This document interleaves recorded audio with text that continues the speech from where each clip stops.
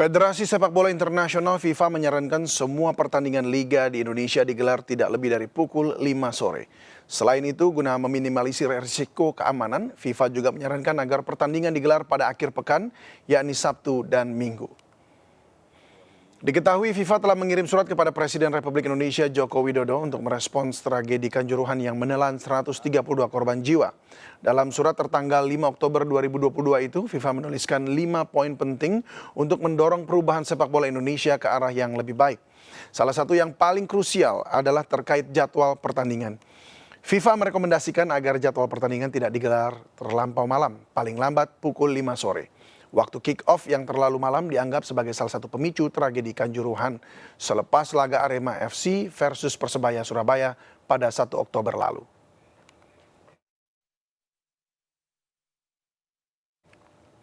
Tragedi pilu yang terjadi di Kanjuruhan seolah membuka tabir kelam sepak bola di Indonesia. Mulai dari aturan penggunaan gas air mata hingga kontroversi penetapan jadwal tayang pertandingan. FIFA pun turun tangan. Sejumlah aturan baru dibuat termasuk aturan jadwal pertandingan sepak bola di Indonesia yang hanya boleh dilakukan pada Sabtu dan Minggu dan tidak boleh kick off lebih lewat dari jam 5 sore. Seberapa efektif aturan ini? Sudah bersama kami melalui sambungan Zoom adalah Rocky Putirai, mantan pemain timnas, dan juga ada Andik yang adalah Aremania. Selamat malam Bung Rocky dan juga Mas Andik. Selamat malam. Selamat malam, Sam. Selamat malam. Sehat semuanya ya? Puji Tuhan. Alhamdulillah. Amin. Alhamdulillah. Baik. Saya mau ke Mas Andik dulu. Mas Andik sudah dengar bahwa jam kick off itu tidak boleh lebih dari jam 5 sore. Menurut Anda sendiri bagaimana sebagai seorang Aremania? Apakah Anda setuju atau tidak? Kalau saya mohon maaf, izin Sam David. Kita panggil Sam aja, Sam ya. Sam David, Ya. paling tidak saya berharap dengan pihak-pihak terkait, istilahnya saya menyampaikan hari ini dan waktu ini, saya memohon kalau bisa dijadwalkan sore, Mas David. Sore hari. Karena kalau malam, dari kita sendiri, kalau malam itu, perjalanan kita dari Kanjuruhan itu saran berapa kilo ya? Ya 30-an sampai 40-an. Paling nggak rawan untuk kecelakaan, Mas David. Kita pulang pun setelah pertandingan itu pun jujur saja kita pulang kadang sampai udah mau subuh tuh nyampe rumah, Mas David. Artinya ini sangat mempengaruhi kondisi fisik, kemudian ke kondisi secara mental gitu ya, psikis begitu. Pasti, Sam, pasti. Itu dipastikan seperti itu. Karena jujur aja, kita kondisi seperti ini, apalagi keadaan seperti ini. Malam itu sangat riskan, Mas David. Belum lagi jalan raya Malang bukan Jakarta lagi yang macet. Malang sudah macet, Mas David. Baik. Nah, kalau dari sisi jalanan, oke, kita lihat tadi sekitar 30-40 km tentu itu melelahkan. Lalu kalau di dalam Kanjuruhan sendiri, selama ini Anda ada di sana, sering mengikuti pertandingan sebagai Aremania. Apakah Anda melihat pertandingan malam ini justru bikin semakin drop atau semakin emosi begitu? Meningkat emosinya? Karena kembali lagi ke kondisi fisik, Mas David. Lagi kondisi fisik. Otomatis siapapun orangnya, di saat kondisi kita sehat, mental kita sehat, pikiran kita sehat, otomatis dukung kebanggaan kan, ya otomatis yang positif. Tapi kalau udah capek, Mas David, apalagi sudah tim kebanggaan kita kalah, otomatis yang ada emosi gitu, Mas David. Nah, Anda pada saat itu kan ada di sana juga ya, menyaksikan pertandingan ini ya? Kebetulan saya masih di luar. Oh, Anda di luar? Bukan... Tidak bisa masuk ke dalam, karena penuh atau bagaimana? Betul, kita masih kondisikan yang di luar, Mas David. Tapi izin Mas David, ya. Untuk itu saya kalau membahas tentang tanggal 1, saya mohon maaf. Saya nggak kuat, Mas David, mending bahas yang lain, Mas David. Kita masih belum... Masih sangat berduka, saya mengerti sekali. Saya mohon maaf. Baik, kita bicarakan tentang ini aja. 11 kejanggalan yang terkumpul dari yang mungkin dilakukan juga oleh Kontras dan juga ada tim gabungan Aremania. Apakah Anda termasuk di dalamnya? Betul, betul, Jam, betul. Betul. Kebetulan kita lagi tetap fokus tentang usut tuntas, Mas David. Baik, kurang lebih ada sekitar 11 temuan begitu ya yang Anda rilis kemudian. Lalu apa yang Anda paling soroti di sini? Ada apa gitu dengan apa dunia sepak bola dalam pertandingan kali ini di Aremania, di Stadion Kanjuruhan maksud saya? Izin Apa yang salah? Bang Rocky Piture dan Mas David, saya mohon maaf sebelumnya dan saya minta dukungan dari semua elemen. Saya minta tolong, minta support, doa dan dukungannya. Ini usut tuntas, karena apapun alasannya, ini tentang nyawa Mas David, ini tentang Betul. nyawa. Betul. Paling tidak usutan ini saya minta tolong, mungkin dari ini semua kita ambil hikmahnya. Apapun halnya kita nggak perlu saling menyalahkan, tapi tetap kita usut, kita tetap fokus tentang gas air mata, Mas David. Baik, gas air mata. Kenapa dengan gas air mata ini? Jujur kita yang kita rasakan, kita lihat dengan mata kepala sendiri. Saya mohon maaf, terpaksa saya sampaikan, sampai detik ini saudara-saudara saya yang masih hidup masuk rumah sakit, pulang tapi masih merasakan dengan sesak napasnya, Mas David. Baik, artinya gas air mata ini memberatkan paru-parunya ya, artinya mempengaruhi pernafasannya. Baik, pada saat itu Anda sedang ada di luar dan ketika orang berbondong-bondong untuk keluar, para Aremania untuk berlari keluar, apakah pada saat itu memang ada asap juga keluar dari pintu keluar yang sempit, dikatakan hanya muat untuk 2 orang itu? Artinya asap Betul, dari karena- bom asap itu sendiri, tear gasnya. Betul Mas David, karena tidak bisa dipungkiri memang ada karena dampak yang sangat vital itu tentang gas air mata, tapi juga karena rata-rata Mas David perlu diketahui, rata-rata masih usia muda-muda saudara-saudara yang meninggal dunia, Mas David. Dan itu pun menyelamatkan diri dari gas air mata, lari-lari, saking kepinginnya menyelamatkan dirinya sampai jatuh akhirnya terinjak-injak. Baik, Anda mengatakan ini ada teman-teman, saudara-saudara yang akhirnya meninggal dunia di situ akibat dari terinjak-injak. Apakah sudah ada visum dari pihak yang berwajib, kepolisian begitu, bahwa memang ini penyebab kematiannya adalah terinjak-injak, ataukah memang penyebab kematiannya adalah akibat tear gas?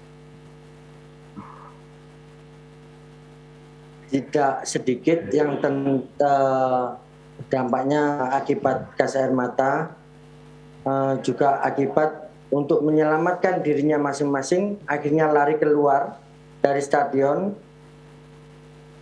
Saking banyaknya berdesakan, akhirnya jatuh, dia terinjak-injak.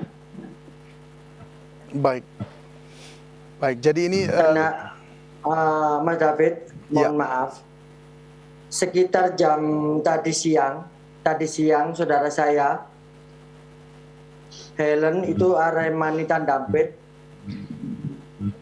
semoga diterima di sisinya selalu, dipanggil sama Yang Kuasa, Mas David. ya, kami turut berduka cita untuk itu dan kami sudah mendapat informasi dan memang sudah kami update bahwa saat ini 132 korban jiwa yang jatuh di sana ya, yang jatuh sebagai korban di Kanjuruhan. Kami turut berduka cita. Mas Andik, saya mau ke Bang Roci Putirai dulu sebentar. Bang Roci, masih bersama kami? Masih. Ya, Bang Roci. Halo. Bagaimana Anda melihat peristiwa ini, Bang Roci?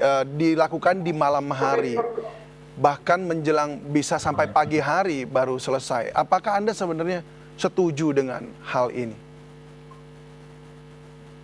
Saya kira saya tidak tahu dengan kondisi penonton ya. Tapi pertandingan di malam hari itu juga bukan cuma baru kali ini. Artinya pertandingan malam itu juga sudah ada dari saya mulai belum bermain bola sampai saya pensiun, itu juga sudah ada jadwal malam dan selama itu juga aman-aman saja. Ya, artinya bahwa jam bertanding itu saya pikir mungkin tidak berpengaruh untuk